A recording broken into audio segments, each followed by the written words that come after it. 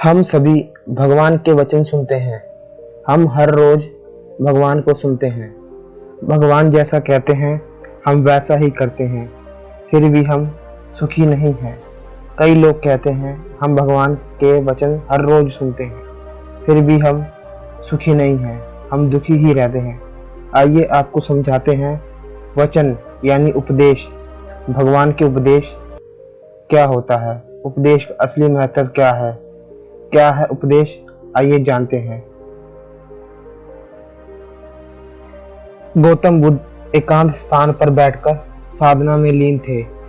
कुछ देर के पश्चात उन्होंने अपनी आंखें खोली तो अपने प्रिय शिष्य के सामने पाया।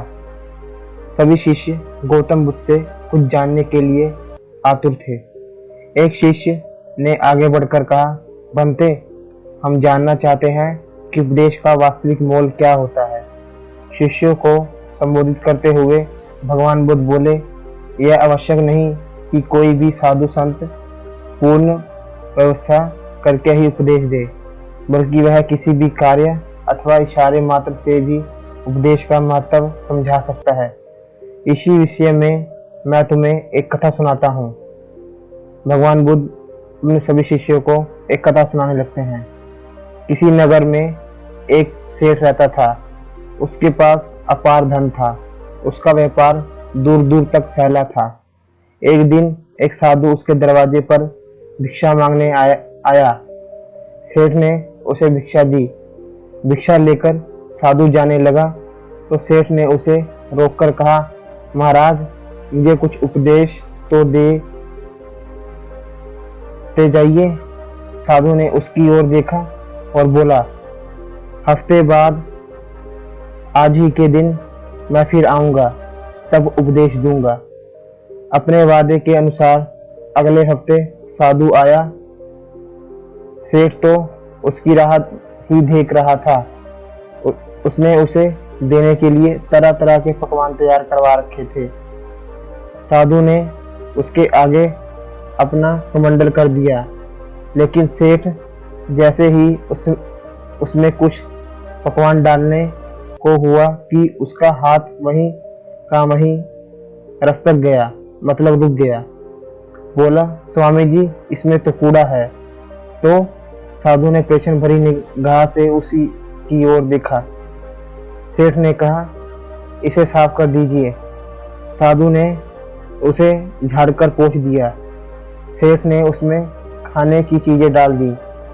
भिक्षा लेकर साधु जाने लगा तो सेठ ने कहा, महाराज, आप तो जा रहे हैं, क्या भूल गए कि आज आपने मुझे उपदेश देने का वचन दिया था।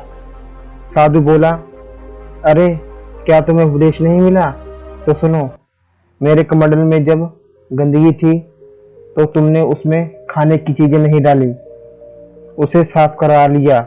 इसी तरह तुम्हारे अंदर काम, क्रोध, लोभ आदि जाने कितनी बुराइयां भरी पड़ी हैं। पहले उन्हें साफ करो, तब कुछ पा सकोगे। तब सेठ को साधु के उपदेश का मोह समझ में आया। उसने अपने जीवन में डालने का प्रयत्न किया। दोस्तों, कई लोग भगवान के गीत भजन सुनते हैं, भगवान को बहुत मानते हैं। कई लोगों ने नामदान भी लिया होता है भगवान का, फिर भी वह बुराई करने से नहीं हटते, किसी की चुगली करने से नहीं हटते। वो किसी न किसी की बुराई करते रहते हैं। भगवान के उपदेश का उन्हें बिल्कुल भी मोल नहीं होता कि भगवान के उपदेश क्या होता है, उपदेश का असली महत्व क्या होता है। तो दोस्तों, आपको इस वीडियो में पता ही लग गया होगा कि उपदेश का क्या महत्व होता है। Thank you.